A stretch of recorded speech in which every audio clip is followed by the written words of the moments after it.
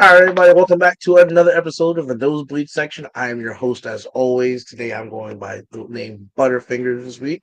I'm joined by my host, Captain Flex a lot, and I'm pretty sure we all understand the reason behind that.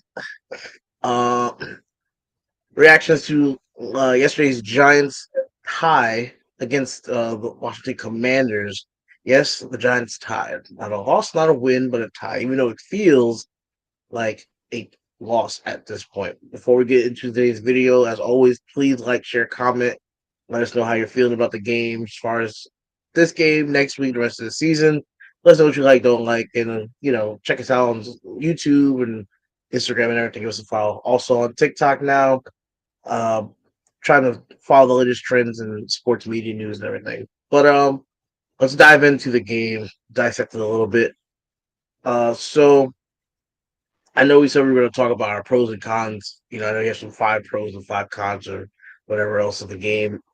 Uh, I'll open it up to you, and then we can go down our normal list of things that we're thinking. So, what are your thoughts on yesterday's tie? Well, first and foremost, let me get the pros out of the way. Pros are, thank God we got a lot of people back yesterday because that tie could have very easily have turned into a massive, massive loss had guys not stepped up. Um, I could only imagine what it would have looked like out there without Fabian Moreau out there, even though, like I said, he gave up a touchdown on one play to Terry McLaurin because he just couldn't make the tackle on the route. Um, And then, like, what would it have looked like if Evan Neal wasn't out there? And at that point, then you have the entire right side of the offensive line from center over just looking like shit the entire day. Um, True. Despite the fumble, Daniel Jones was, I mean, like, stat wise, he wasn't out of this world. And then when you factor in the three bombs at the end of the half, oh no, the two bombs, in the fourth quarter or whatever, when we were supposedly trying to ice the game and get down the field or whatever, and he almost threw that last interception over the middle to Isaiah Hodgins. You Mm-hmm. know, when you factor that in and then the Slayton drop and then him clocking the ball or whatever, it makes his stats look a lot more ridiculous than they actually were. But when you think about it, like, there was a time when he was literally up there with, like, I want to say one incompletion for most of the game. Yeah, I think at one point he was like 16 or 17 or something like that. Yeah, it was wild how he was actually commanding everything yesterday. And it Mm-hmm. really makes you think and wonder what this team would actually look like with. I don't want to go out there and call Slayton and Hodges incompetent, but I just put it out to some competent wide receivers. Some teams and I mean like football competent, not like competent, and then like an actual competent offensive line. It, it Yeah. it's one of those things that actually makes you wonder. I'll give Saquon the benefit of the doubt. Yesterday, he was out there with a lot of people in his face going up against Payne and Allen and the rest of these guys in the middle of Washington's defensive line that are just known for thrashing guys like Antonio Gates. Unfortunately, not Antonio Gates, Jesus, Nick Gates. Freaking left you you tight see end. where my head is right now. Oh, this, this is what happens when we tie. I start thinking we got players on this roster that we don't. people but that are tired. I'm like, this is like he's out there, and granted, he only put up 63 yards yesterday, but it almost seemed as though they kind of sort of went away from him for a while, and it was just weird. Like in the second half or whatever, it was just like I don't know if it was just like, all right, we don't want to keep running his head into a brick wall, or whether, like, again, the whole idea is Saquon actually out there playing hurt. Nobody knows. But aside from that, again, you can go back to Daniel Jones. He was doing it with his legs. I had like over 70 yards yesterday. That's insane, right? 71 yards rushing. You should not have Daniel Jones with 70 plus yards rushing. That's crazy. But he's out there, he's producing. And he was making the decisions and everything to actually get it moving and everything like that. Um, I know I was gonna say I had like a lot of pros and stuff like that. I was gonna try and think 5-5. I could get the other one I could say. The last thing I could say as far as the pros is I like the way the team fought back. The team got down 10-0. Next thing you know, we're up 20-13. Right, like one possession into the third quarter, we're up 20-13 after being down 10-0 at the beginning of at the end of the first. So the team went out there and they fought, and basically throughout the majority of that game, up until the very last possession Washington had in the fourth quarter, we're talking a team that, not the very last, sorry, the very last was them kneeling down, but their touchdown drive in the fourth. Mm-hmm. Up until that point, we had literally gone on a 20-3 run. So it's just like, all right, the team was out there, the defense was bending but not breaking and things like that. And you know how I feel about bend but don't break. No, just get out there and do the damn job. But at the very least, they were out there stopping them when it counted. And when you look at the discrepancy in the time of possession, Washington had the ball for almost 40 minutes yesterday, whereas we had the ball for just over 20. So the offense didn't hold the ball long enough for the defense to actually rest, and they still went out there and didn't give up 40 some odd points. Like, another team that was playing last night that we got to play later on in the season, giving up 33 damn points in the fourth quarter. Fucking Indianapolis. But man, that game got ugly. I wasn't even watching. I got an alert up there that said, no, the game was it said quote unquote within 2 scores going into the fourth quarter. I'm like, what? Okay. I don't really care anymore, but whatever. Then I woke up this morning and I saw the score. I watched that game for like 5 minutes, and it was like Indianapolis drops back, pick 6. Okay. Indianapolis drops back again, fumble, return for a touchdown. Indianapolis gets it again, pick 6. I was like, okay, turn the channel. Like, literally. And Dallas was losing at that point. They were losing at one point. It was like 10-7 Colts. And then it was just touchdown, touchdown, touchdown. And I was just like, okay, now all of a sudden it went from 10-7 to like 24-7 in like a minute. It was ridiculous. And I was like, all right, well, I'm not watching this clearly. And I just turned from it. I was like, there's no point. And then after that, like, my boy's a Cowboys fan. I'm in a group chat with him and somebody else. And he was just like, Cowboys scored. Cowboys scored again. Cowboys scored again. God damn, we scored again. Like, it's just like, it just kept going. And he was like, yo, we just put up 40-something. Yo, we put up 49. Yo, we put up 56. It's just like, yo, I stopped watching like an hour ago. I don't care. Like, I'm just happy. I'm just like, I don't want to play you. I'm happy that we got their games out the way. We're gonna be playing like this now. Jesus. I'm just happy that didn't happen to us. Not even just against them, just in general. Like I said, especially considering how long the defense was on the field yesterday. That got on my nerves. That got on my nerves. But we really need to improve on it. I'm gonna go into the cons on this one. Our run defense is horrendous. And I don't know what exactly the issue is because we were going up against a banged up offensive line yesterday. You had Sam Cosmi move in from right tackle to right guard and then get hurt. You have other guys that are on that offensive line that are hurt. We're not going up against this completely stout offensive line that's been playing together and gelling for 20 years. No. We're going up against just as patchwork of offensive line. Well, maybe not just as patchwork, but they're pretty patchwork still. Right. And yet, like I said, our defensive tackles or whatever, granted, like I said, I love Dexter Lawrence, but apparently these guys just cannot hold up the middle of that line. And then our linebackers or whatever, whether it be Jalen Smith getting washed out to the side or Micah McFadden just not being fast enough or whatever. I don't know what the situation is or what the problem is, but we just cannot seem to hold guys. Like when we had them down there, pin them on the 1 yard line on one of their drives in the second. Like we should, like this right here should have been the end of the game. Pin them down on the 1 yard line, right? And what the heck happened? No, we didn't pin them on the 1. We had them on like the 10 or something like that. And they got a penalty, and then it was the Kayvon sack. Mm. Kayvon sack. All right. So now it's like second or third and 15 or something. The second and 15. Next thing you know, what do? Brian Robinson, right out of the backfield, 6 yards, right there. Nobody touched him or whatever as he's running off tackle. Like, bro, come on. Like, what is happening here? Like, you have perfect opportunity. That's what I was saying too, because it was. I remember exactly what I'm talking about. It is the end of the game. It was that like one of those last drives, and it was, and they ended up putting the ball down to us, and like Kayvon got the sack, and then I remember we were hyped for that, and then the next play, Kayvon, I know Tyler Smith was at left tackle. Tyler Smith just let Kayvon fly upfield. Because Kayvon went flying upfield. Tyler watched him fly upfield and just kicked him out. And then there was no contain.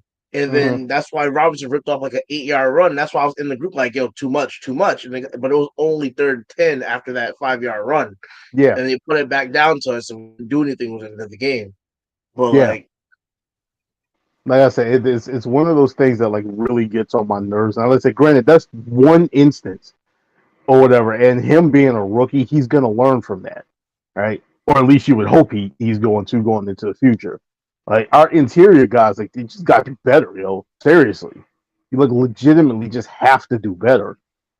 Other than that, like I'm looking at the fact that aside from that 20-yard drive that we had at the very beginning of the third quarter, when we forced that fumble, when Aziz wrapped around and he forced a fumble on Taylor Heinicke, we did not score again.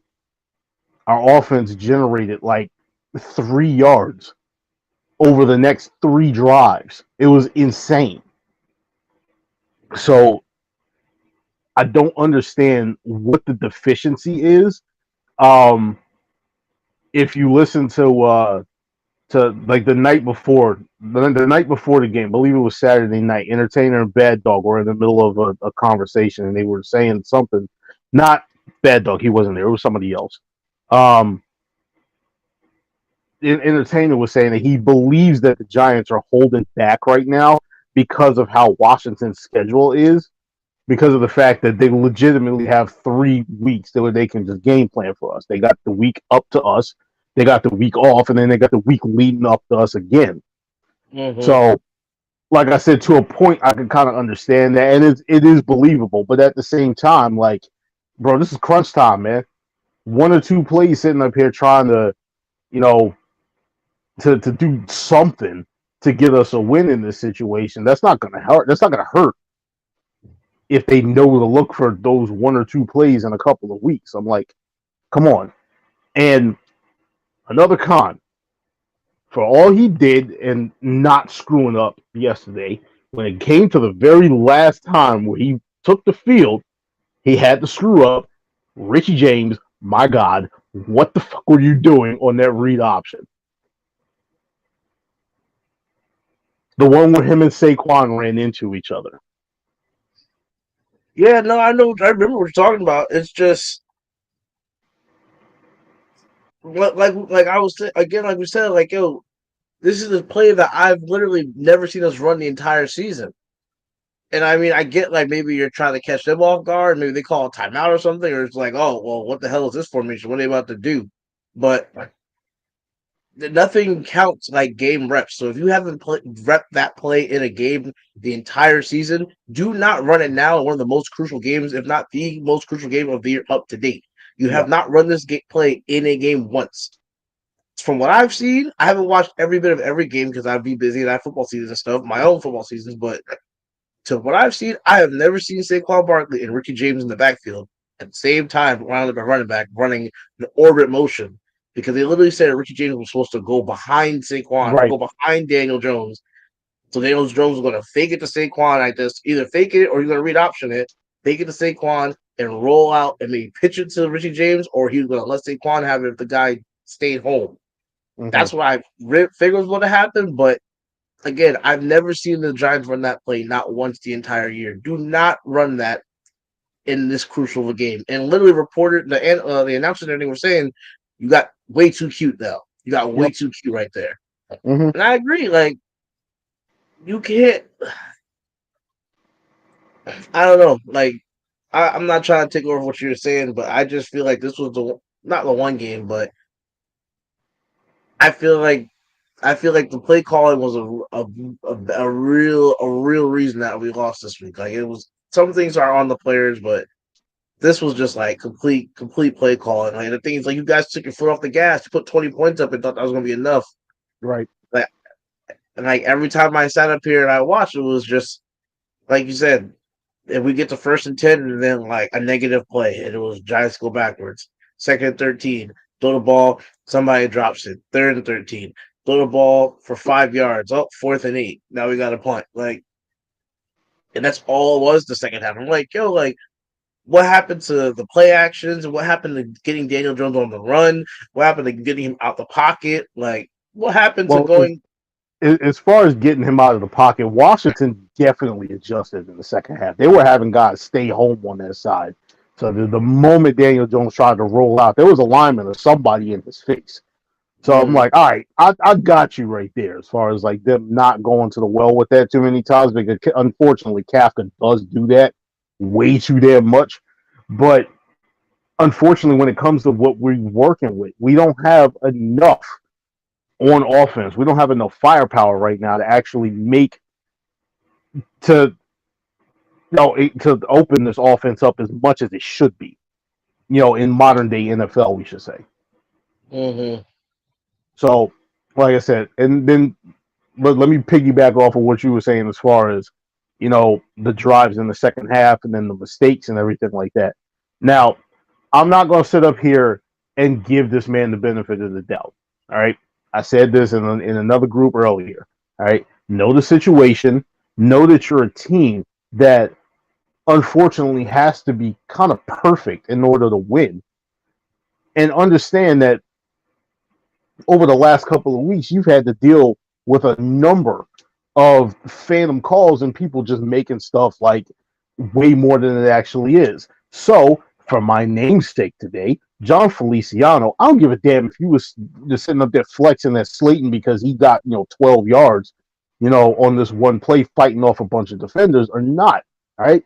If you want to get fired up, but don't make it even remotely look like you're sitting up here getting in somebody's face. And I've heard people sit up there talking about like, oh, well, that's not John Feliciano. He's not like that, yada, yada, yada.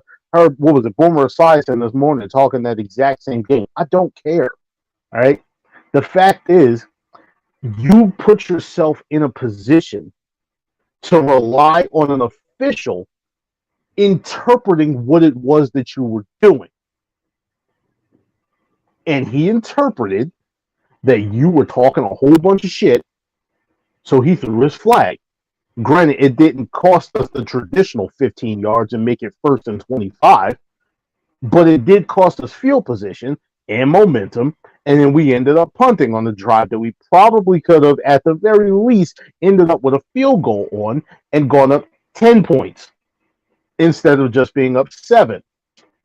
In which the very next drive, these guys turn around and drive the ball 90 yards down the field on your defense and tie the game up.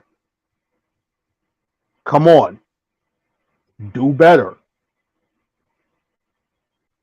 Absolutely ridiculous. It is unacceptable. And I'm like, I was seething. Absolutely seething. And I'm not, like I said, I'm not trying to sit up here and put anything on the officials or whatever. Like, there was some questionable stuff going on yesterday, but like, there's questionable stuff that goes on in every single game in the NFL. All right. Things are subject to human error. That's how it goes. But you cannot sit up here and tell me for a moment, that one thing was not at least 50% of why we did not come away with a victory yesterday. Well, me, the one thing I want to get to, I guess I'll say, we'll just get rolled because I mean we already kind of hit on some points on that were on the on the agenda today anyway. But the one thing I will say that I am happy about is that we are getting healthy and it's at a great point in the season. I'll get to my name in a second, but as you guys probably can figure out. But yeah, seeing it, yeah. If I have to, I'll post the picture. But seeing seeing Bellinger back on the field, seeing That was Ojulari back on beautiful. the field, seeing Evan Neal back on the field, um, huge, huge for us. So I'm very happy to see those guys back. Bellinger is an underrated catcher. He's a good blocker. Neal, we already know about. Like Ojulari, him and Kevon Thibodeau can hopefully tear up some offenses and for the next 10, 15 years together. I'd love to see it. Because Ojulari came back on that field yesterday and was tearing shit up. And I'd love to see that shit. He was flying off the edge like a bat out of hell. Like our hamstring is healthy and I'm happy to see it. So I'm happy for those guys to see them back. To piggyback on what you said about KT, think this guy is he got another sack. Everybody out there hating saying this guy's a bust. You know, 11, 12 games into the season, you're ridiculous. But I mean, quarterback pressures, hurries, quarterback hits, all that. I mean, if our corners could cover for a second or two more, the guy would probably have 6 or 7 or 8 sacks. Mhm. The guy's winning almost every play. He has one of the higher pass rush wins rates in the entire league, not just among rookies, in the entire league. The kid's tearing it up. So I mean, I know you alluded to it yesterday when we were talking about what we were saying, and like I said, give KT his flowers because the kid's balling. Like the sacks will come, Mhm. but like the kid's balling. Um, I know one thing, another thing that I do love. I know we were talking about the interior defense and the run defense in general. Yes, it has been shaky as of late, and yes, it needs to get better. Which is and it's very surprising too, but I feel like it also has to do with the play calling and just also the linebackers being able to run fit and read their gaps and get in those gaps. Like, because if you're looking, you're telling me you have a defensive line that's Z Soldier, all right, Kayvon Thibodeau, Leonard Williams, and Dexter Lawrence, and people are rating Dexter Lawrence as one of, if not the best defensive tackle in the entire league right now. Multiple announcers have come out and said this. He's grading in the top 5 week to week. You're telling me you have one of the best defensive tackles and one of the scariest on paper defensive D line units in the entire league. Again, Dexter Lawrence, Cat, Big Cat, KT, and Ojulari. And they're all young. If you can keep those four, you will be tearing shit up. You're telling me those 4 people, you have a bad run defense. Something doesn't make sense. Somebody's messing up somewhere. A linebacker's not filling a gap. Something is going on. There's got to be something else going on. Now, I was screaming about contain yesterday. I don't know if that's a scheme thing. I don't know if that's just somebody playing it wrong. I don't know what it was. I know Jahal Ward coming is one of the best containing the ends or edges in the league. He contains the felt like he's a beast at containing. But I saw a lot when Zimenez and even when KT came in, a lot of times they were getting contained. And a lot of times the commanders were getting outside and they were flying a field. They were running off tackle very well. And that's one thing that I was scared of me. I was like, what is going on? Is this a play call? Are you supposed to be crashing down like this? Like, what is it? Maybe they're trying to overcompensate because the interior is being getting torn up. I don't know. But if you don't have somebody out there on the edge to compensate for that, then you can't play that way. If you don't have an outside backer that's going to have your back to make those critical tackles when it's one-on-one against a running back, you can't play that way. But again, that's why people are saying, and that's why Wink Martindale said, like, kudos to Dable for hiring me because I only call defense one way. It's like, and I mean, take it or leave it. This is how I run defense. He literally said that. So he's like, if that's what you want to do, and we're going to live and die like this. We're going to send pressures. We're going to, we're going to do this. Is how I run my defense. Um, but yeah, I mean, it's crazy. I mean, and you know what it is? Ever since Nick Williams went down, our run defense has got a lot worse, and Mhm. it's kind of crazy to see it. It's kind of crazy to see that because Nick Williams was stuffing the interior, and it just ever since he went down with that injury, we've been giving up constantly more and more runs, like rush yards per game, and it needs to be fixed. But I know we brought in Vernon Butler, who's known for his run stuffing. Jabari Ellis, or I think it's Justin Ellis, one of the two. Um, he's been struggling a lot this year, so I Right. And he's a bigger guy too. But I think he's just too big to get out of that stance and actually get in gaps and fill. It's just it's kind of it's surprising to me. I think you said yesterday we were like something against the run. Not it wasn't that good though from what I read yesterday. I have to look it up again. Yeah, But I don't know what the number was.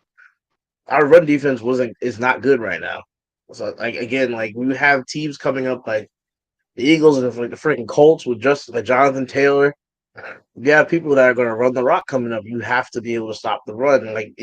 Giving up 6 and 7 yards a pop is not going to work. Every team we played till the end of the year has like a running back that is damn near, if not at the top of the league. Because we got to play Miles Sanders twice if the Eagles are playing their starters in the last game. We got to play Jonathan Taylor. We got to play Dalvin Cook. We got to play my what's his face, Miles Sanders. Well, that did say Miles Sanders. Yeah. Yeah, We Miles got to Sanders put Brian twice. Robinson in them again. So Mhm. this is all we're facing until the end of the year. Yep. We gotta be able to stop the run. We gotta be able to stop the run. And I don't understand. We can bring in somebody at every other position, but for some reason we will not go out and try to sign a corner. And it's just I just it's baffling. I don't understand it. That whole last drive, they literally just targeted Zion Gilbert, who Yep. held up for most of the game. I won't lie, I'll give it to him. He held up for most of the game. And then that last drive, he got destroyed. And they did not make not one adjustment. You didn't put somebody else on. You could have put Moreau on McLaurin or John Dot, something like you gotta make some type of adjustment. Like even try putting Julian Love on the guy. You didn't try anything. You just sat there and let him get killed the entire drive. They just kept Well, throwing at him. the one problem with putting Love on him is the fact that right now, because of McKinney's injury, Love is the one with the mic in his helmet. He has to be the quarterback of the defense. I don't unless you're talking about him manning up on a tight end or something like that. I don't think you could put him out there on that island like that. I don't know. I don't know. I just there's too many there's too many people out there. Like you still have like Xavier Rhodes and he's a little old. I mean, people are older. I get it, but you're still gonna have Xavier Rhodes out there. You still have a Kevin King who's a younger option. Like you still have corners like Cliff Harris is still out there. You still have younger options that you can go get somebody instead of relying on Zion Gilberts and Nick McLeods and all these people. Like, and even on the touchdown play, Nick McLeod, if you make a tackle, like, yeah, throwing a chicken wing like you're blocking in flag football and you're 4 year like you're a kindergartner in flag football, like blocking like this with chicken wings. Like you don't. That's not tackling. It's not tackling, yo. Like if you wrap up you never know what happens.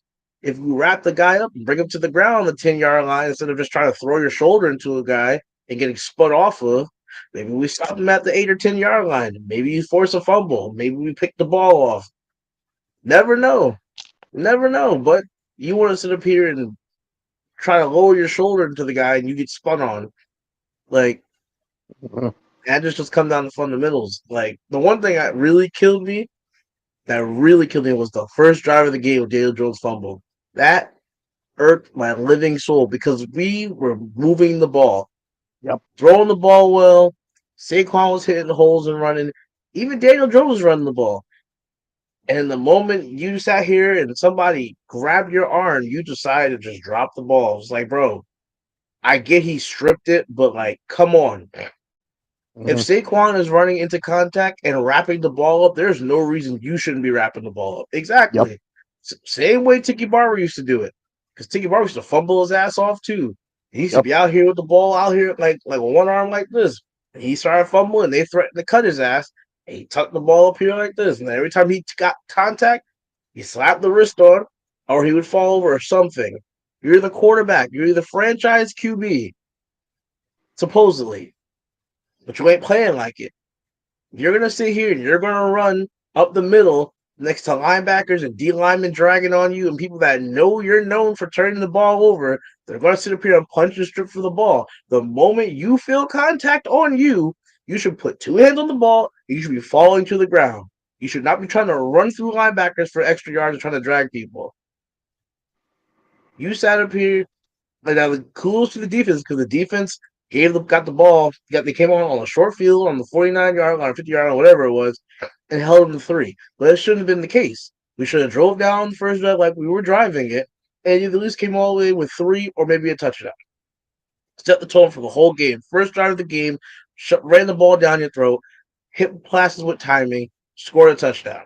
Set the entire tone for the game. And yet, and like again, I want to keep saying it, the biggest game of the year to date, you decide to come out and revert back to fumbleitis Daniel Jones. Because a linebacker punched the ball out and you just dropped it. Things we cannot have, things you can't afford to do if you want to be here, if you want to be the franchise, things you personally cannot afford to do. People have been giving you your kudos the entire season. Hell, he's not turning the ball over. He's not throwing picks like that. He's not fumbling like that. And you come out here and do that shit. You'll play your last 4 games here and you'll move on if that's the case. If you're going to sit up here and revert back to that and screw us out of a playoff. Because this whole season is whether you want to be here or not, or whether you're going to be in the plans or not. That just killed my whole, I want to throw my phone on the first drive of the game because you want to sit up here and fumble. It's like, dude, oh my God. Moving on. Mm-hmm. Moving on. Like I said, it was nice to see. It was nice to see the people back, but again, and I'm going to keep saying it, these game outcomes could be so different if Adoree' and McKinney are on the field. And that's really what's killing us because our secondary is getting killed every week. Mm-hmm. Getting killed. And I'm just like the McKinney incident again. I get you want to go out. I get you want to go have fun. You want to do whatever else. Great. For somebody who is talking about you're tired of losing, and you're tired of this, tired of that. You want to sit up here and you want to start winning games. Cool. For somebody who's been talking about that, you took a very inopportune time when we were 7-2 to go on a vacation and fall off of ATV or have an incident or whatever and mess your hand up. Now, it's great that you're saying that you're feeling better and your hand's feeling better and you're ready to go. That's great and all. But at the same time, you have to be more aware of the situation. Have to be more aware of what you're doing. Come on. Your team is 7-2. You have a winning record. You have to understand you are a big part of the team. Understand the situation. Go have fun. I get it. But you and Adoree', I'm not going to talk about because that to me is a coaching decision. That wasn't on him. That was on table. That's a coaching decision. But we're losing. We've lost 2 games and we've tied 1, and it could have been avoided if both of them on the field. If both of them on the field, I think we win at least 2 of the last 3. Mm-hmm. I know we'll move on to talk about more in context of your the whole O-line struggling problem. I understand you have a beef with Feliciano and Mark Glowinski. Yeah, we ain't got to stay on it for long. Honestly, fuck both of y'all. That's literally it. Because Feliciano, granted, I'm sitting up here and I'm looking for Shaun O'Hara in every single center that lines up for us. But come on, Shaun O'Hara was, a kid out of Rutgers who came in here. To be honest, before he signed with the Giants, I didn't even know who the hell he was. All right, but he came in, took over, and helped lead the Giants to a Super Bowl, and then the very next year, honestly, the most dominant Giants offensive line I've ever seen. That 2008 Giants offensive line was ridiculous. I've never seen a team that damn good or a front 5 that good. So, like I said, maybe I'm asking for too much when it comes to that, but to just be competent. That's all I want. And Glowinski, did you freaking switch uniforms with Will Hernandez?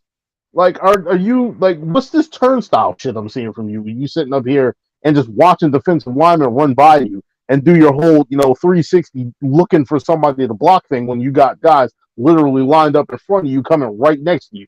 Come on, what is this? Dude getting pushed into the backfield. Like we had like that one play I called out what happened when Nick Gates when he actually his matchup, the guy I think it was Jonathan. I think it was Allen. It was either Allen or Payne, one of the two of them. Mhm. Actually crashed down so hard towards Andrew Thomas that Gates had no chance.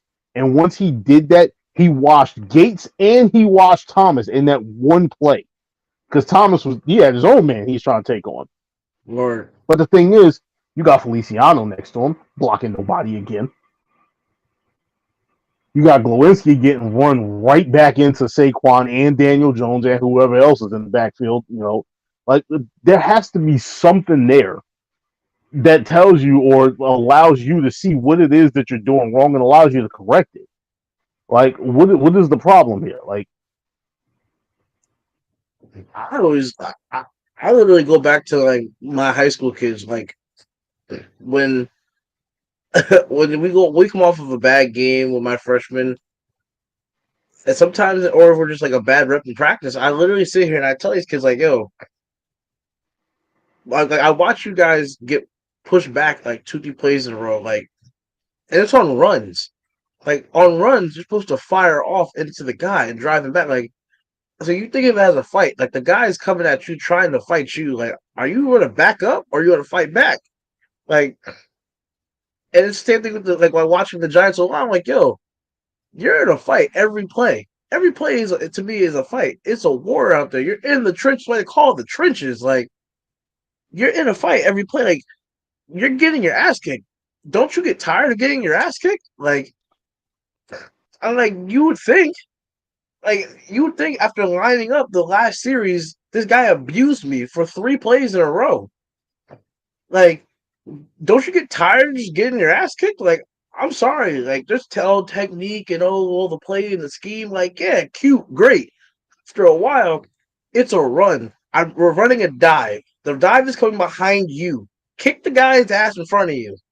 Grow a set. Like, push the guy back. Like, do something. You have to do something. Get pissed off. Do something, or you're coming out. Because I can't. Because clearly you're not ready for war today. mm-hmm. We said to our kids on both sides of the ball, offense and defensive line, it's trench. You're in the trenches. The game's won in the trenches. If you can't survive, get out the trenches. And at some point, it's put up or shut up. Yep. Like if you can't be part of the trench mob, get out. You can't go to war, get out. I don't get it. I understand on pass block, you can't go downfield. You got to plant your back foot. You got to sink your hips, sit your butt, lock out the guy. I get it on pass blocking. But on a run, multiple times in a row, you're getting driven back. If you like, because I watch it too, I watch it. Like, Mm-hmm. I played O line, I played D line, and I coach O line and D line. That's all I watch. Half the time, the play's going down the field as a pass. I'm not watching the throw. I'm watching the guard get his ass kicked. Like, like I'm watching techniques be wrong. So I'm sitting here like, at some point you have to just be at some point it's like, I'm a man. Like I'm stepping up and I'm taking this guy out. Like I'm just getting my manhood tested right now. And I just week after week, Feliciano and Glowinski, and I was like the biggest Glowinski guy coming in. I was like, he was on the Colts. It was a solid offensive line. You had Ryan Kelly. You had Quentin Nelson. You had Braden. You had Costanzo or Cassandra. Like they had a solid offensive line. I'm sitting here like, oh, like okay, like we're getting a good solid piece here at right guard. And now I'm like sitting here watching him now week to week. I'm just like, yo, you're getting your ass kicked again. Like what is going on? Like Feliciano, I'm not too shocked about because I figured it was going to be like a 1-year fix. The guy's 32. We're going to see what's going to happen with Gates. Like, cool. Feliciano's going to be a 1-year thing to me. He's going to be gone next year, I think. If not, he'll be brought back on a 1-year deal, be a backup, strictly a backup. He ain't going to be moving back and forth to the guard spots and everything. And the only reason he's going to come back is because he's a Bills guy. And you got Shane, you got Dable, and you got Bobby Johnson from the Bills. So he's going to come back just for that reason, if nothing else. Mm-hmm. But other than that, I'm like, don't you, like, at some point, like, this is why I keep saying, like, yeah, I know the Giants need corners, need receivers, need position makers, all playmakers, also different positions. Like, you got to fill out a whole roster. That's why I don't mind if we trade back in the draft, whatever it may be. But at some point, like you said about the offensive line, at some point, when are we going to figure the offensive line out? When is it going to get fixed? Like, when is it going to get fixed? At some point, it's got to get done. I Yep. say we have the bookend tackles, and you got Gates wherever you want to plug Gates in. I prefer center. As far as I'm concerned, like I'm holding out hope that Azudu turns into something. Um, I mean, at this point, I would like to see, like, hopefully, like, what is Bredesen's status right now? Like, is he done for the season, or like, is it No, he's possible he's not. going to come back? He's possibly coming back, but still, just he's still out right now. Possibly, I think he practiced his full week too. And I don't unless he got. I gotta check the play sheet for game reps, but I don't think he I don't even think he saw got like a in rip because yesterday. I don't think he got in or anything.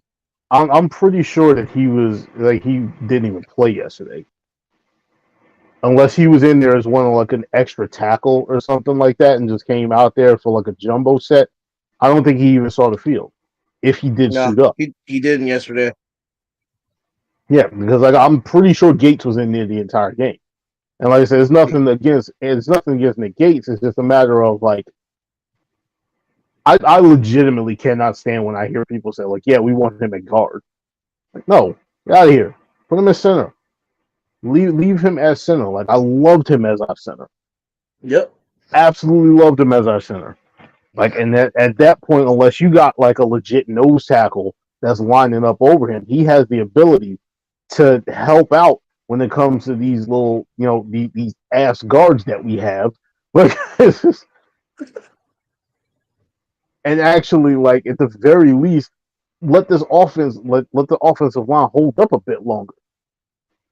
Like when Glowinski is out there being a turnstile, we at the very least you can have Nick Gates over there to actually do something to stop that defensive tackle from actually getting to Daniel Jones or Saquon or whatever. But like apparently Feliciano just doesn't want to do it. Like I don't know what the deal is. I don't understand it.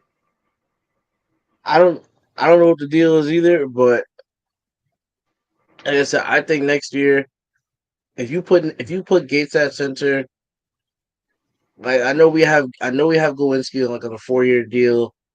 You got Bredesen. I probably still bring him back, and then you got Jack Anderson. I believe is your other backup interior player. Mm-hmm. But upgrades are just needed. Upgrades are needed. Like you got to find another center. Azudu, like yeah, fine. You're gonna get your opportunity, but I'm not saying you have to get a guard or whatever in the first round. You could look in the second round or something, but like there's Agreed. got to be something else. Even if you have to go into free agency and pick somebody up, like that's actually like a good known guard. Something has to change. And I'm Has to I'm change. really hoping, I'm really hoping that Joe Shane doesn't get in his mind. Oh, don't worry about it. McKeithen's going to be coming back. I'm really hoping that he does not get that in his mind and think like, you know what, our answers are already on the roster. They're just hurt right now because that's honestly the exact same thing that shot Reese in the ass. It shot Gettleman in the ass, and I don't want to see it kill Shane too. Yep. I mean, because so far, a lot of his pickups that he's got are have produced. Mm-hmm. Like, but it's just these linemen. It's just this interior is just killing us. If you gotta go back to the draft, then so be it. Because I mean, you picked up Nealon you picked up Nealon for all purposes, intents and purposes. He looks like the part. So Mm-hmm. you finally got your bookend tackles. You got Gates from the last regime. Go back and draft a guard. Like you gotta do what you gotta do. But I mean that leads into my next point, just as far as like I said before, upgrades are needed everywhere, and that alludes to everybody's superhero Darius Slayton and all the other receivers. Like it, I understand. I understand Darius Slayton has had a good recent string of games.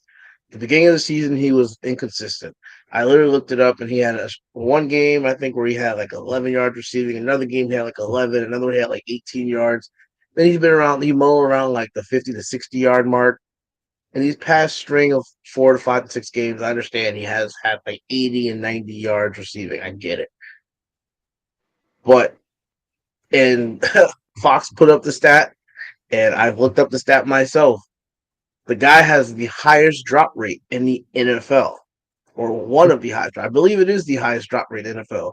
Well, but that has to have some type of a caveat to it where there's like a minimum number of Yeah. targets or something because the highest dropper is probably Galladay.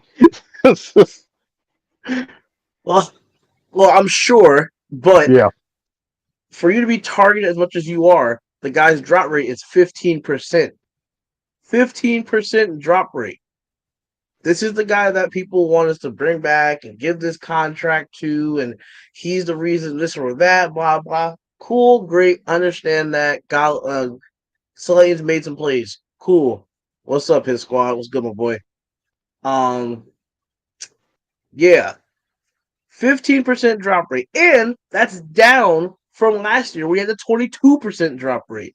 You cannot be a receiver in the National Football League and be looked at as any type of good receiver, let alone a number one, number two, number three receiver, and your drop rate is 15 to 22% of the passes thrown your way.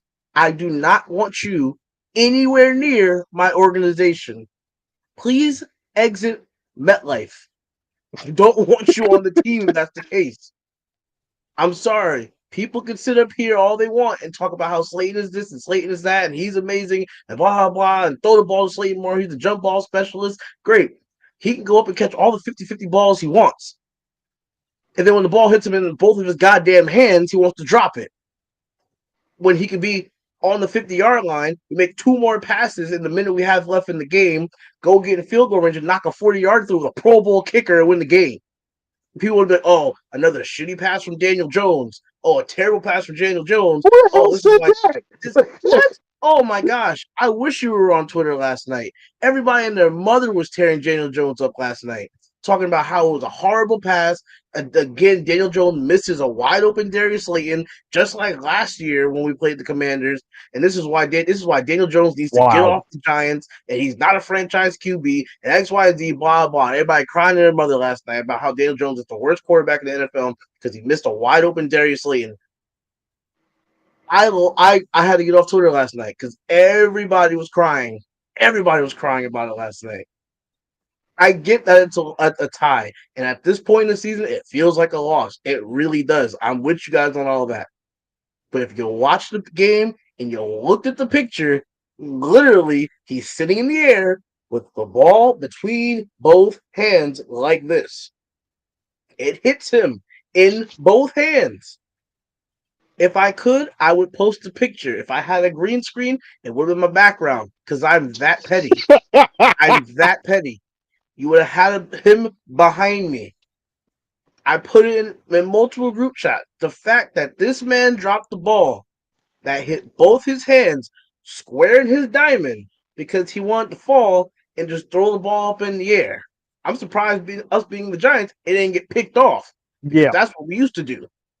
Freaking Mario Manningham was slapping the ball up in the air like it was a fucking volleyball. Oh, him, Steve Smith too. Catch the ball. You are paid for nothing else but to catch the ball. You're not a special teamer. You're not running down, make special teams tackles on punts. You don't block because nobody blocks on this team outside of Andrew Thomas and Daniel Bellinger and sometimes Saquon. I can't even say Evan because he just got back. So you damn sure don't block. You're not paid to do anything else but catch a damn ball. Catch the ball or take your pads off and leave MetLife. That simple. That simple. Every week, everybody wants to sing this man's praises about how he's this, how he's that. We're not 7-4 without him. The game was on the line. He put the ball, it hit you in both of your hands. If anybody has a problem with anything that I'm saying, I will send you the picture. You can at me on Twitter and Instagram, and whatever else you want.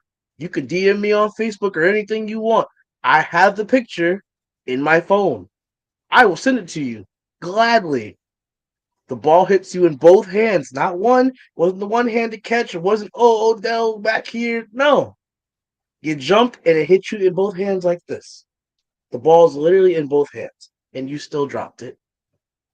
And because everybody's so quick to hate Daniel Jones and crucify that man, oh, Daniel Jones is the worst quarterback in the history of sports ever. Not even just NFL, not just football. Daniel Jones is worse than every quarterback in college football and high school right now. Okay, because the ball didn't hit this man in this guy's hands, both hands, right? Daniel Jones misses a wide open Darius Slayton again. Okay, sure. Please, off season, Shane. If you were one of the people listening to this podcast, give us upgrades. You got us a good tight end. You got us Bellinger. Cager came in. He's doing a little something. Wandale was Where the having hell some was he breakout games. yesterday? I have no clue. I looked at the play sheet. He didn't even get a damn touch last night. He didn't even get one damn rep. Yet we cut Tanner Hudson, who was doing well, and signed Nick Vannett, and And he was playing yesterday too. And he played. Go figure. I don't know what's going on with this team. I have no clue what's going on. But all I want is upgrades. Give me a receiver. Give me somebody. And you know I never want a receiver in the first round. I never want a receiver. But even if we somehow, some way pull a miracle out of our ass and get Odell to come back here, I still want a receiver. I just still want another receiver. That's not the be all and end all. No. You're gonna get on the other side of 30 off of 2 ACL injuries, Odell, and be like, this problem solved. No, hell no. And we got Isaiah Hodgins. ACL tail too? No, this ain't fixed. Get this. If you want to bring back Daniel on a 2-year deal next year, give him weapons, consistent weapons for once in his life. It's like when we had Eli in his time and he was playing with freaking Miles White and shit as number one receiver. Mm-hmm. Like, and everybody wants to crucify Eli Manning. He's the worst receiver, the worst quarterback in NFL. Oh, I'm sorry. Can you name his number one receiver? Because it's changed every week since week 1. Come on, man. Like, give me upgrades. Please. We have like 10 picks in the draft. Go get receivers. Go get a corner. Go get a lineman. Go get a linebacker. Those 4 areas need to be addressed early. I don't care what order you do them in. I really don't. But those 4 need to be addressed. And then use some money. Not saying if you have $60 million to go spend $60 million. I'm not saying that. But go spend a good portion of it on quality players. I don't want quantity players. I don't want the guy that was sitting next to me on the bus yesterday on the 21 going to work. I don't want didn't you shoot for the Giants last week? Yeah, I'm Zion Gilbert. I got torched. That's why you're back on the bus with me, right? Like, I don't want that anymore. That was the last 2 regimes, and that's why they're both our last regime. They're both ex-Giants regimes. They're fired for a reason. Don't be like those guys. Go look at the Keely Ringos and go look at the Christian Gonzalez's of the world. Nice corners. And, you're the second best corner in the draft? All right, let's look at that guy. Let's not go look at the guy from freaking Manitoba State in Ontario, Canada. Like, let's not go look at that guy in the first round. Let's not do that. Goodness gracious. Pissed me off on a Monday.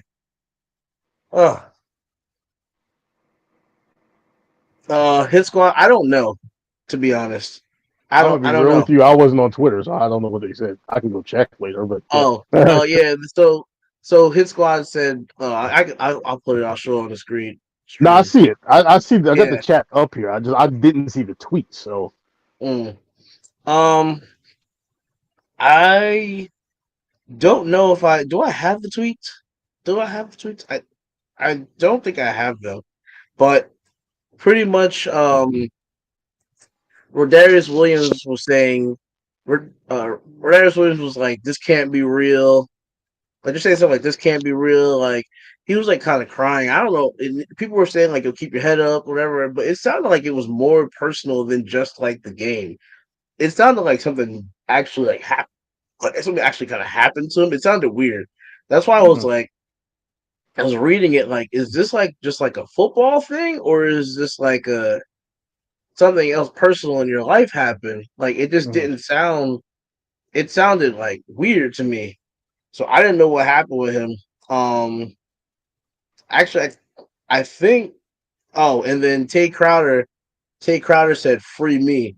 So I don't know if it was a free me as in like I want to play again, or is it free me as in like a get me the hell out of here, like let me just leave and go somewhere else if I'm not going to play here.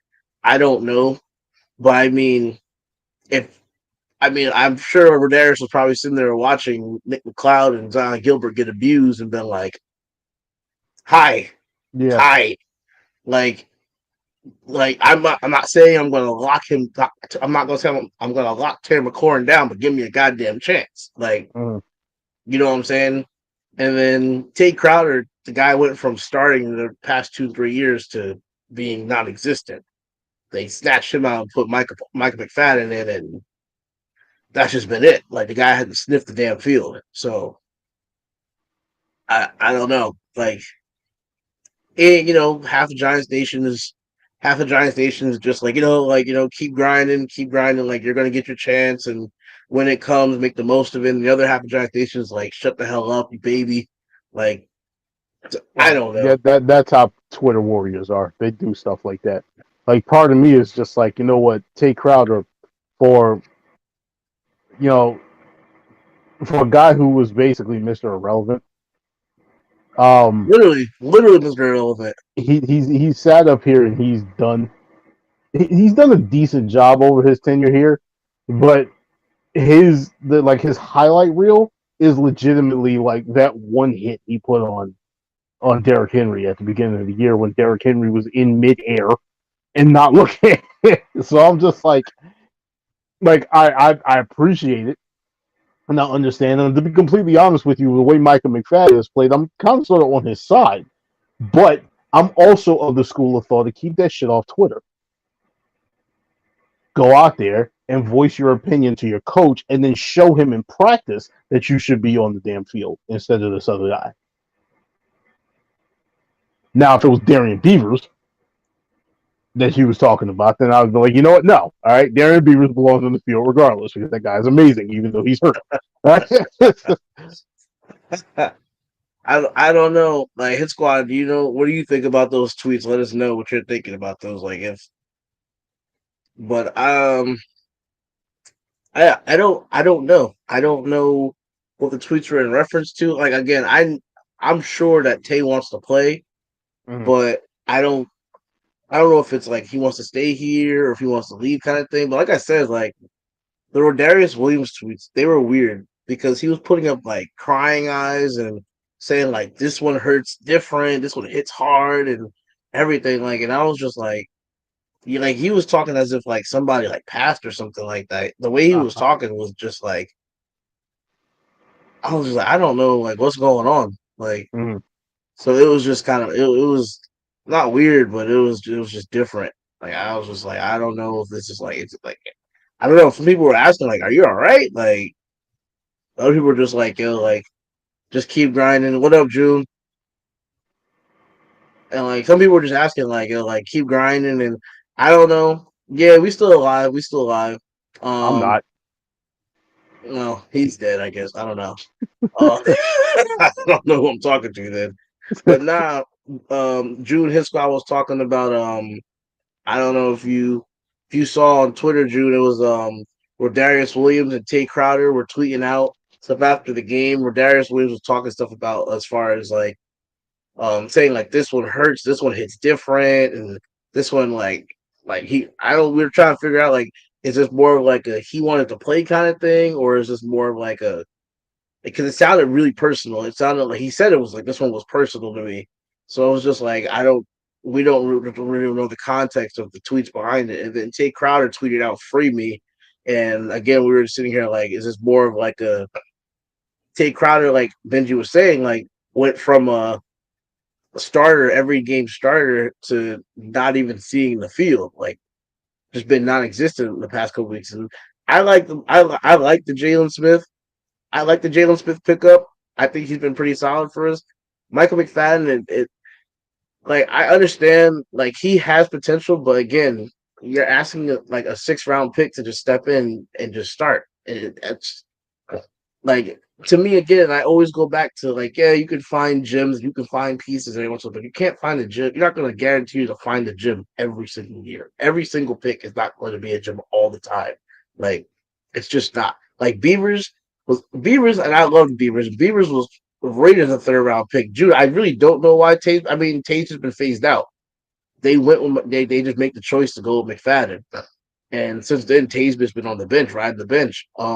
People have been saying he is very undersized for the inside linebacker position, especially with like 300+ pound linemen coming downfield at you on a run, and you're sitting up here at like 230, soaking wet, trying to shut a lineman at 130 pounds on you or some shit. So there has been the knock on him over that, but I don't know. He's still sitting here like we're trying to figure out like the context of his text, pretty much, his tweet at this point, pretty much. But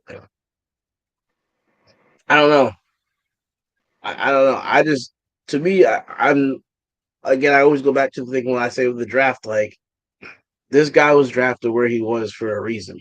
Like yes, you have your exemptions. You have like we talk about like a Trey Smith. You have Trey Smith who would have been potentially or debatably the first guard picked off the board, except for people were scared of the blood clots in his legs. So that's why he went in the 6th round.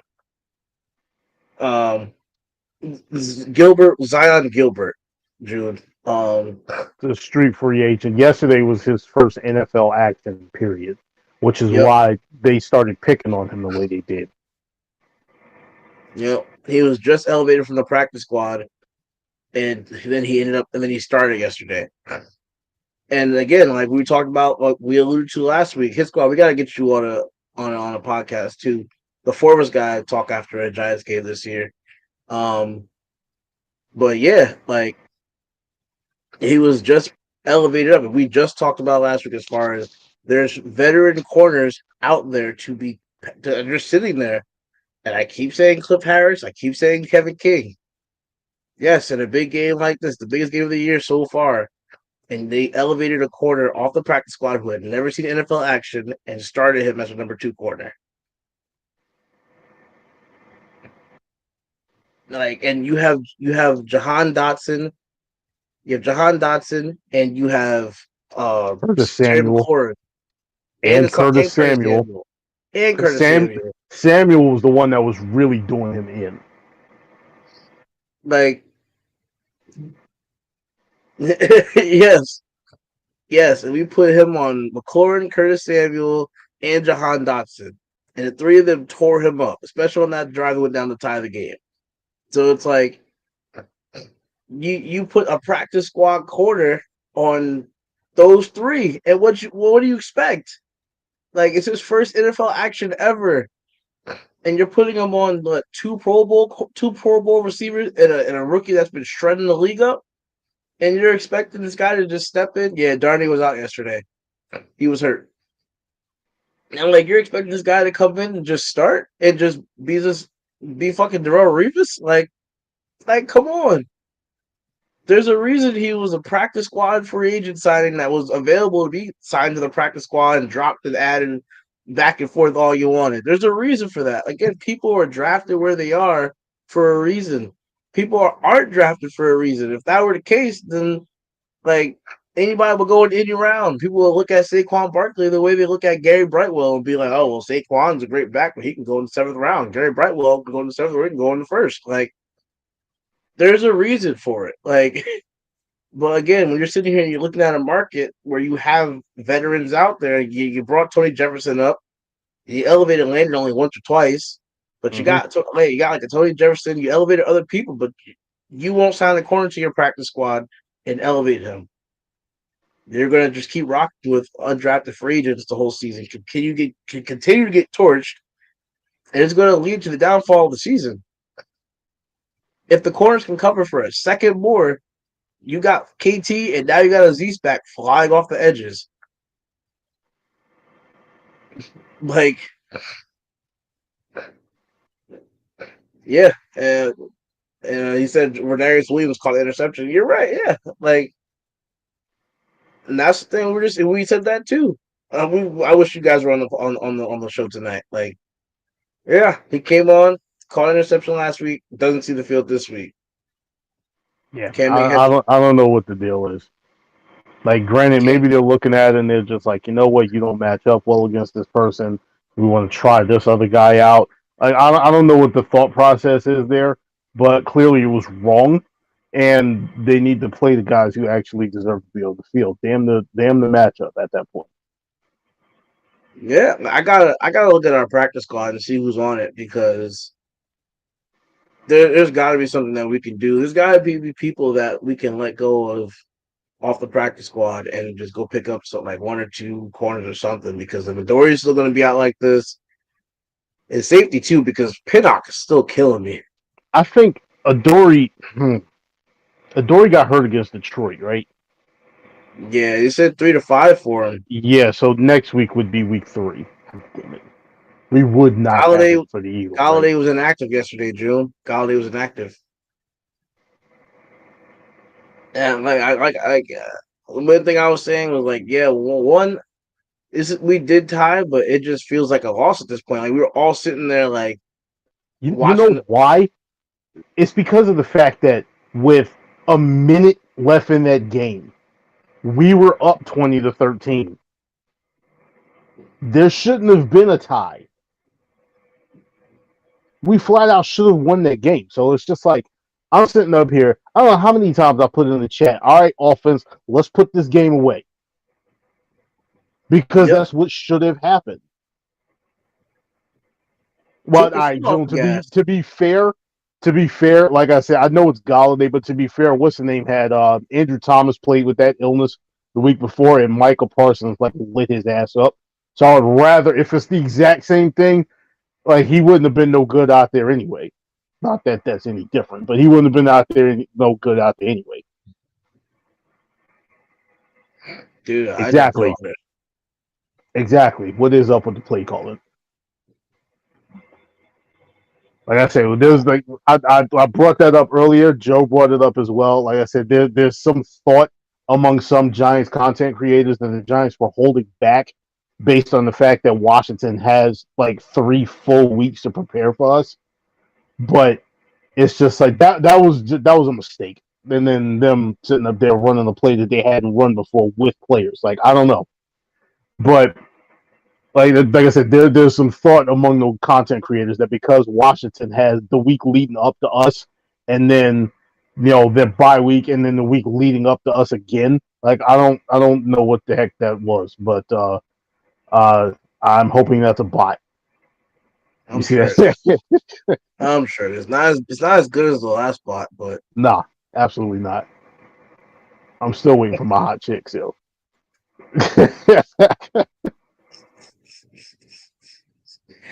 yo, I don't know. I mean, and again, just looking at the practice squad right now, like you got Ryder Anderson, D lineman, Terrell Burgess, defensive back. He has 3 years of experience. Vernon Butler, Landon Collins, Jay Sean Corbin, Corey Cunningham, Zion Gilbert was elevated. Devery Hamilton, Solomon Kinley, Dre Miller, Khalil Pimpleton, Sandro Platzgummer, Makai Fucking Polk. Pimpleton. What? I have no clue why we won't elevate Pimpleton. No clue. I Makai don't Polk, understand. Quincy Roche, Trenton Thompson, Davis Webb. That's the practice squad.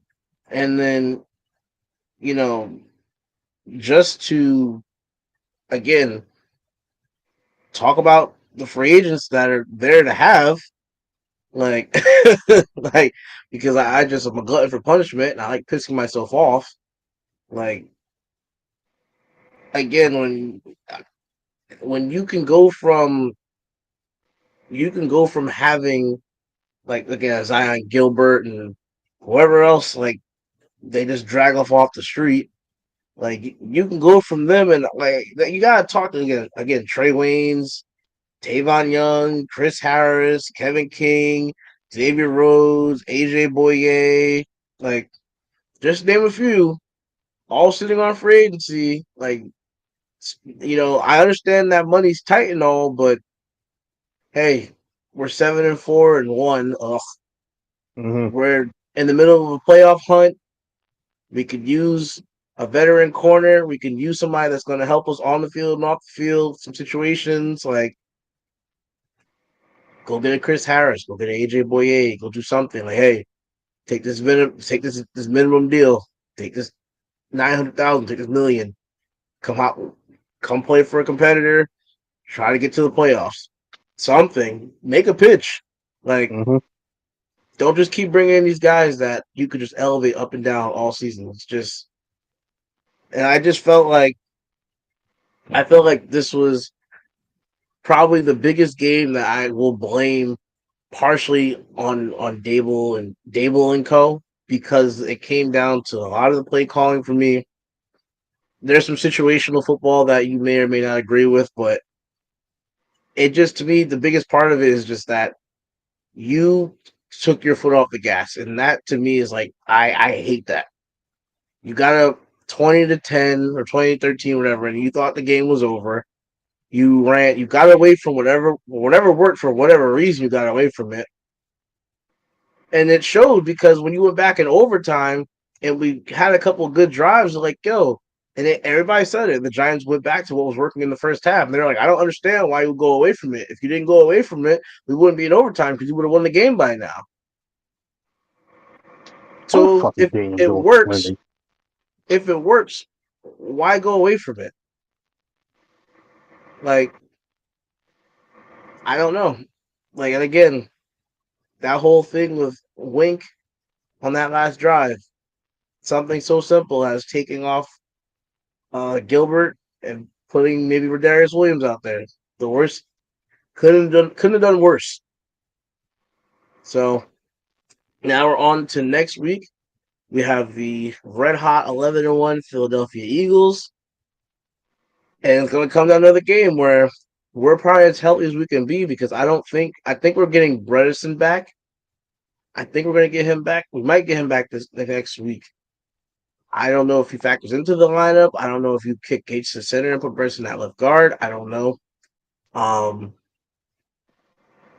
we're not going to get X back because X said he felt like he was ready to go, but Dable came out and said that he doesn't feel like he's ready yet. And then to me, it's just like, what the hell did you do to your hand? That like, Well, I initially heard that he had broken or fractured multiple bones in his hand. so you got him, and like you said, you got him in the door. He's going to be off at least like another week or two. So we're probably as healthy as we can be going into that game. And again, it's just like we talked about with the Dallas game. You're going to have to play damn near a perfect game to have a chance to beat the Eagles. Hmm. Now the Eagles have been inconsistent at times. They struggled against the Colts. No, they struggled against who did they play yesterday? Not the Colts because the Cowboys destroyed the Colts last night. No, they played Tennessee yesterday, but they Yeah, didn't even really struggle against Tennessee. It was a matter no, of like that wasn't who it was. it was them struggling against the Colts last week. Yeah, that's what it was. That's what it was. They struggled against the Colts. Now, I mean, that could bode either well for us or bad for us. Because I mean, either Hmm. that could tell you that we're gonna the Eagles are gonna sharpen up against us, or we're gonna end up freaking struggling against the Colts. But I don't know. Like I said, it remains to be seen. Or like I said, we're on to next week, and it's games of the do or die players. Again, we're 7-4-1. If you lose that game, you go and you meet up, or you go to freaking DMV area and play the Commanders again. And there's a high chance that we're both 7-5-1 going into that game. Yep, And with them getting Chase Young back because I'm pretty sure he was eligible to play in this game, and they was just like, you know what, we're gonna hold you out because we got the bye week coming. mm-hmm. So, like I said, we said you gotta win like at least two more. But Hmm. after that tie, and you're coming off of you gotta beat the Commanders, gotta beat the Colts. I don't know what's gonna happen with the Vikings, and then you gotta hope and pray the Eagles are sitting all their starters because they've already locked up a number one seed or something like that, week 17. And you know the thing about it is, Like, there's no way to know whether Sirianni's going to do that or not because Sirianni isn't, Doug Peterson. He's just not the same person. But it would be legitimately just our luck that Eagle fans will remind or just let the Eagles organization know. Like, remember the Giants were really pissed off in 2020 that we took, Jalen Hurts out of the game. We should play our starters that entire game. Like, Pretty much. It would legitimately be, and you know what? I honestly would not blame them either. Honestly, wouldn't blame them. No, if you have a chance to knock us out, why not do it? Why not? Yeah.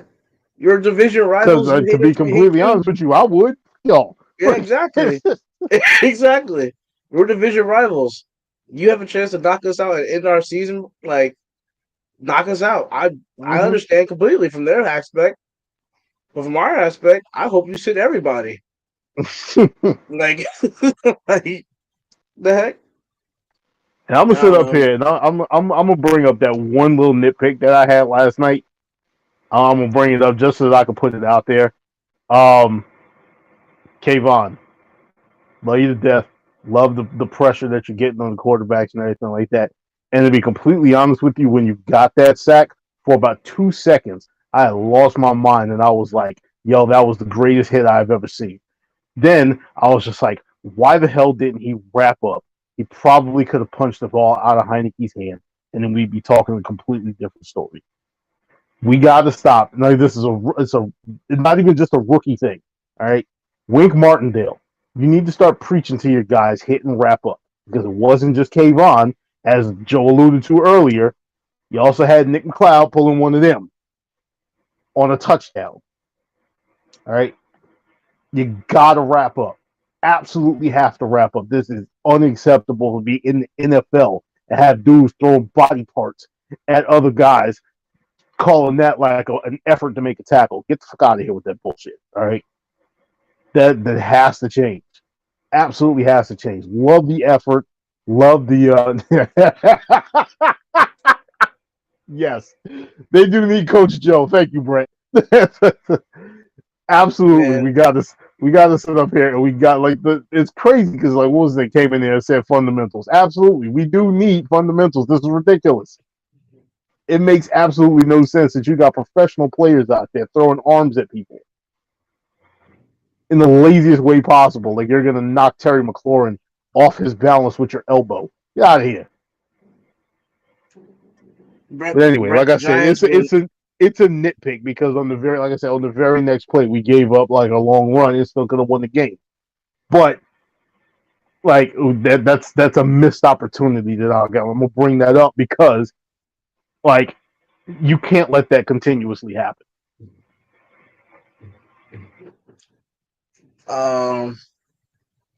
Just to answer you real quick, Brett, the Giants wouldn't survive if I coached for them. I'm just gonna let you know that now.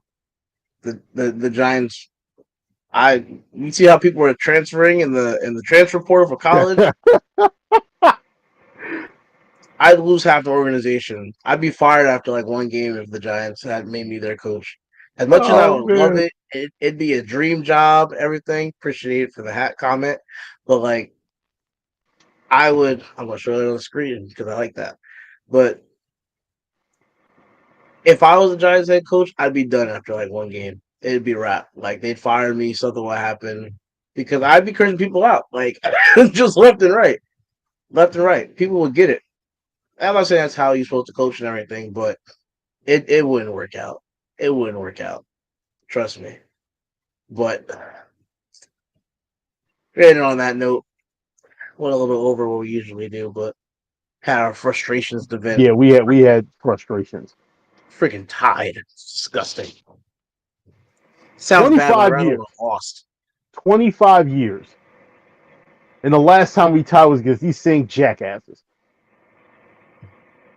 You know what's funny? I feel like Kayvon heard your nitpick because he literally was on Twitter I hit that MFer as hard as I possibly could, and he was he's like I tried to go for the ball, I tried to not jar the ball loose, and he said, I hit him as hard as I possibly could, and I thought for a second the ball was out, and he said then I looked down and I saw he was curled up with the ball tucked into his stomach, and he was like, "Damn, I missed my opportunity." Hmm. And he said that's why he flew off the ball the next He was trying to make play. up for it. He's trying to make up for it, make a safety, and that's when they got around him. Hmm. That's why I was like, all right. That's why I was like, yo, calm down, KT, calm down. Like, Yep. don't worry about it. Like, you'll get yours. Don't worry. So I feel like he heard your nitpick because he was literally talking about it last night on social media. Like, I Hmm. tried so bad to get that ball out, and it just would not come out. I tried to knock it into the end zone and everything. And even if it would have been a big pileup, it wouldn't have mattered. It would have been a safety. We would have went up Yep. like 9 points. We were 1-2, whatever. Yeah, So because that was, at that point it was overtime already. Like safety ends the game. yeah, yeah. But I am gonna wraps it up for tonight. You got anything else you want to say? Anything before we get out of here? Fuck the Eagles.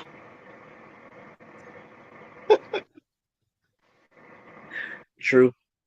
All right. Well, I will say real quick, guys. It is, and it's funny that I'm gonna segue that comment into this part, guys, it is about that time of year. Christmas is just around the corner. Um, Kwanzaa, anything, whatever you celebrate, seasons, greetings, happy holidays, all that. But I do want to say that Sportsmark and our friend Brett Carroll, that is currently in the comment section. Check him out. Check his podcast out. Check his blog site, his page out. The Dope Blog, DOPE, as I believe is discussing other people's excellence. Check them out. We are doing our second annual toy drive.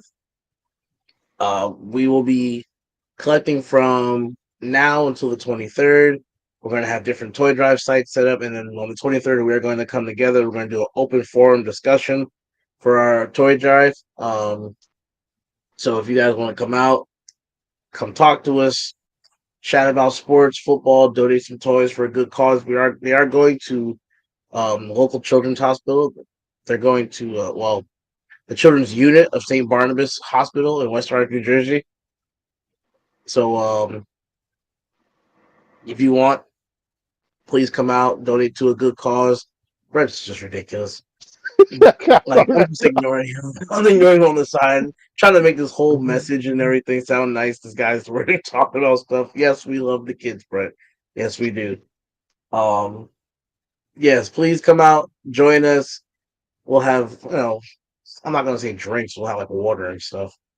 We'll have just come talk with us, hang out, have a good time, and donate to a good cause. Toys. The toys must be unopened, unused, wrapped, all that stuff new. But yes, we will have more details about that. We're gonna post a flyer. We'll share it around, and yeah, that pretty much wraps up another Giants podcast. We were gonna call it Meh Monday because we tied, but tie feels more like a loss. Yes, Brett. I said the toys must be new. I literally didn't see my whole motion that said new and wrapped. Damn, I'm from Jersey. I talk with my hands. Gosh. All right. As always, like, comment, share, support any way possible, guys. Thank you for watching as always, and have the rest of a great Monday evening. Brett, do you have anything else? I typed before you. No, you didn't type before I said it. I can literally time check. Okay, we're done.